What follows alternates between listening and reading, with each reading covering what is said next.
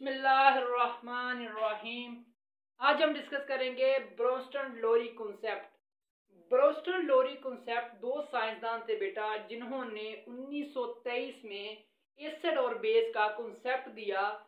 इनके मुताबिक जो सबस्टांस प्रोटॉन देता है, डोनेट करता है किसी दूसरे सबस्टांस को, वो एसिड है। क्या है? जो सबस्टांस किसी दूसरे सबस्टांस को H प्रोटॉन देता है वो एसिड है, और जो सबस्टांस प्रोटॉन एक्सेप्ट करता है, कबूल करता है, वो बेस है। तो इसकी हम थ्योरी देखते हैं। In 1923 Danish chemist Bronsted and English chemist Lowry give concept of acid and base on the basis of proton transfer. 1923 में दो साइंसदान ब्रोंस्टन और लोरी ने कॉन्सेप्ट दिया एसिड बेस का on the basis of proton transfer, के प्रोटॉन के ट्रांसफर पर इन्होंने एसिड और बेस का कॉन्सेप्ट दिया। तो इनके मुताबिक एसिड क्या चीज है? एसिड वो सबस्टांस जो प्रोटॉन देता है, वो एसिड है। An acid is a substance which donate proton H positive to another substance. Acid क्या है? जो प्रोटॉन देता है किसी दूसरे सबस्टांस को, वो इनके मुताबिक एसिड है। तो बेस क्या चीज हुई? बेस क्या हुई कि जो प्रोटॉन सबस्टांस प्रोटॉन देता है, दूसरा सबस्टांस जो प्रोटॉन को एक्सेप्ट करता है, कबूल करता है, वो इनके मुताबिक क्या है? वो बेस है। तो इसकी एग्जांपल देखें हम। HCl यहाँ पे है, HCl की एग्जांपल दी हुई है। HCl की एग्जांपल देखें तो HCl क्या है? एसिड है, हाइड्रोक्लोरिक एसिड। तो इसने क्या किया कि जो H है, सॉरी हाइड्रोक्लोरिक, इसने एग्जांपल लिए यहाँ पे हाइड्रोक्लोरिक की। तो यहाँ पे क्या हुआ कि जो H है या हाइड्रोक्लोरिक एसिड है, क्योंकि ये जो HCl है ये अपना H प्रोटॉन डोनेट कर देता है किसी दूसरे सबस्टांस को। तो देखें यहाँ पे जो रिएक्शन हुआ, तो ये H जो था इसने अमोनिया के साथ रिएक्ट किया, तो ये बन गया NH4 पॉजिटिव और क्लोरीन निकल गया। समझ आ गई? तो ये क्या हुआ कि जो HCl है ये एसिड है, इसने अपना क्या किया? एक H प्रोटॉन जो है डोनेट करके अमोनिया को दे दिया, तो जो इसका क्लोरीन नेगेटिव वो बाहर निकल गया। समझ आ गई? क्लियर हो गया कि एसिड क्यों कहते हैं HCl को? HCl को एसिड इसलिए कहते हैं कि ये जो है ब्रोंस्टन लोरी कॉन्सेप्ट के मुताबिक जो HCl है ये एसिड है, क्योंकि ये अपना H प्रोटॉन किसी दूसरे सबस्टांस को दे देता है, तो ये एसिड है।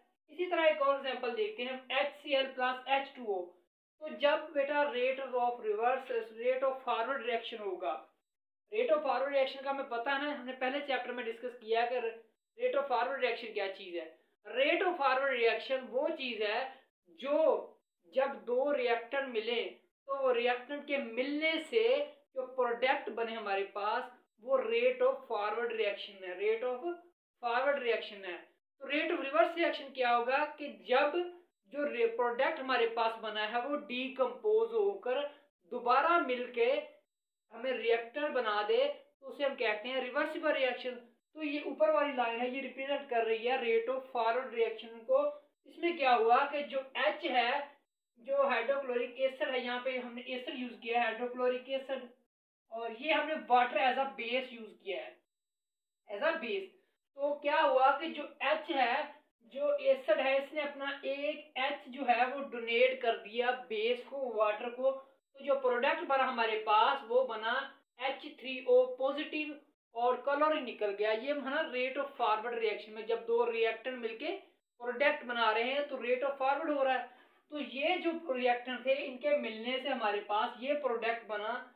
तो ये जो H3O है ये कॉन्जुगेट एसिड है बेटा। अगर हम इसे रिवर्स रिएक्शन में देखें, कॉन्जुगेट, सॉरी, तो कॉन्जुगेट एसिड हमारे पास लिख देते हैं, कॉन्जुगेट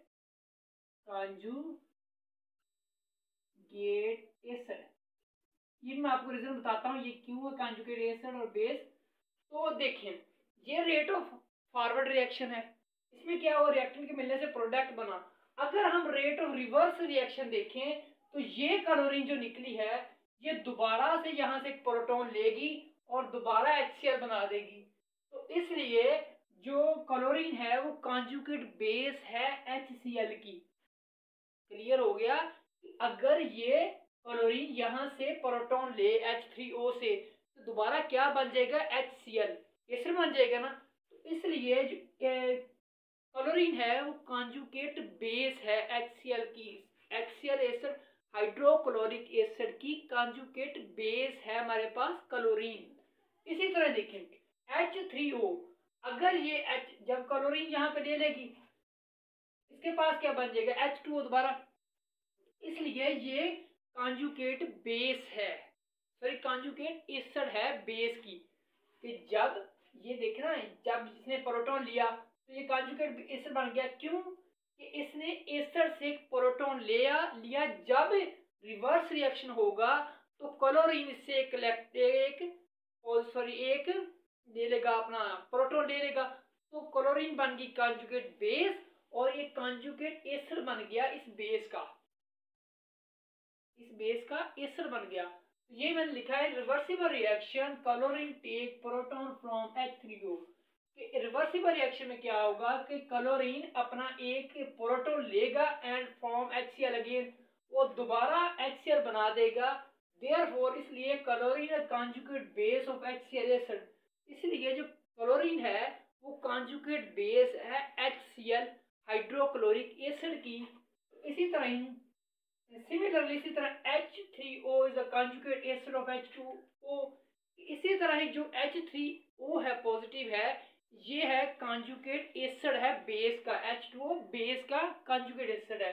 तो कंजुगेट एसिड और बेस हम देखते हैं, कंजुगेट एसिड और कंजुगेट बेस है जो, वो क्या चीज़ है वो देखते हैं हम। Conjugate acid is a species formed by accepting proton from base. Conjugate acid बेटा वो चीज़ है जो एसिड से बेस से प्रोटॉन को लेती है। ठीक है, हमने पढ़ा है ना ब्रोंस्टन लोरी के मुताबिक, जो एसिड है वो क्या चीज़ है, प्रोटॉन डोनेट करता है, प्रोटॉन देता है। तो इसी तरह कॉन्जुगेट एसिड वो एसिड है जो बेस से प्रोटॉन लेके बनता है, उसे कॉन्जुगेट एसिड कहते हैं। देखना, तो ये देखिए प्रोटॉन, जब ये प्रोटॉन लेगा HCl बन जाएगी कॉन्जुगेट बेस, और ये बन जाएगा कॉन्जुगेट एसिड। तो कॉन्जुगेट एसिड वो स्पीशीज है जो बेस से प्रोटॉन लेके बने, उसे हम कॉन्जुगेट एसिड कहते हैं। और कॉन्जुगेट बेस क्या चीज़ है, कॉन्जुगेट बेस वो चीज़ है, ये species from by donating proton from acid. Conjugate base वो है जो डोनेट करती है अपना प्रोटॉन एसिड को, जो एसिड को अपना प्रोटॉन डोनेट करे वो है conjugate acid, sorry conjugate base. तो इस तरह देखें, इसने क्या किया है कि इसने अपना जो प्रोटॉन था वो इसे डोनेट कर दिया है, इसने एक्सेप्ट किया है, तो ये कॉन्जुगेट बेस और ये कॉन्जुगेट एसिड बन गया। सॉरी ये कॉन्जुगेट एसिड और कॉन्जुगेट बेस। बेस वो चीज़ है जो अपना एक प्रोटॉन डोनेट करती है। तो इसने क्या किया था, इसने एक अपना प्रोटॉन इसे दिया था, H2O बेस को दिया था। तो इसका मतलब है जो H3O है ये कॉन्जुगेट एसिड है, और जो जिसने प्रोटॉन दिया है वो होगा हमारे पास, जिसने प्रोटॉन कबूल किया है वो क्या बन गया हमारे पास, H2, सॉरी जिसने, सॉरी यहाँ पे थोड़ी कन्फ्यूजन है, माइनस स्किप हो रहा है। आप देखें यहाँ पे देखें तो क्लोरीन ने अपना एक H प्रोटॉन इसे डोनेट कर दिया है। तो ये क्या हुआ, जो क्लोरीन है वो कॉन्जुगेट बेस बन गई। हमें डेफिनेशन में देखा ना कॉन्जुगेट बेस क्या चीज़ है, जो एसिड को अपना एक प्रोटॉन डोनेट कर दे, वो क्या है, वो कॉन्जुगेट बेस है, सॉरी कॉन्जुगेट बेस है। तो जिसने, ये देखिए इसने एक प्रोटॉन एक्सेप्ट किया क्लोरीन से, तो ये क्या बन गया, ये कॉन्जुगेट एसिड बन गया। क्लियर हो गया। तो according to Bronsted Lowry concept acid and base act as same time कि इनके मुताबिक, ब्रोंस्टन लोरी के मुताबिक जो एसिड और बेस है, जो प्रोटॉन डोनेट करता है, प्रोटॉन एक्सेप्ट करता है, वो एक ही टाइम पे होता है। तो ये डिपेंड करता है सबस्टांस के ऊपर, act as a same time. जो प्रोटॉन और सॉरी एसिड और बेस का रिएक्शन है, जो एसिड और बेस बनता है वो एक ही वक्त में बनता है ब्रोंस्टन लोरी के मुताबिक। तो ये डिपेंड करता है सबस्टार के नेचर पे। यहाँ पे देखें तो H2O हमारे पास acid as a acid use हुआ है। ऊपर देखें तो हमारे पास जो H2O था वो एज अ बेस यूज हुआ है। तो इसलिए जो जो एसिड और बेस है वो डिपेंड करते हैं कि सबस्टेंस कैसा है।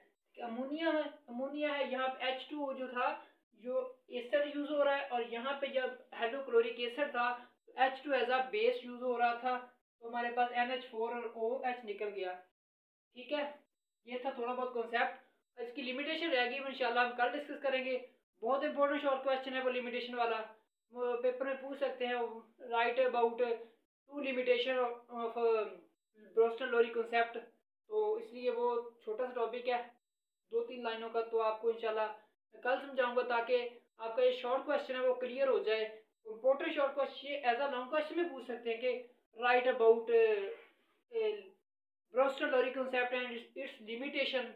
तो अगर लिमिटेशन आ जाए तो वो दूसरा लेक्चर में इंशाल्लाह कल दूंगा आपको, तो वो भी आपने इसमें लिखना है। तो ये था थोड़ा बहुत बेसिक कॉन्सेप्ट, आपके जहन में आ गया होगा। तो किसी भी बच्चे को फिर भी अगर किसी बात की समझ नहीं आई तो मुझसे पूछ सकता है कमेंट बॉक्स में। मेरे चैनल को जरूर सब्सक्राइब कर लें ताकि बाहर आने वाली वीडियो की नोटिफिकेशन आपको मिलती रहे। नेक्स्ट लेक्चर में मुलाकात होती है, तब तक के लिए अल्लाह हाफिज़।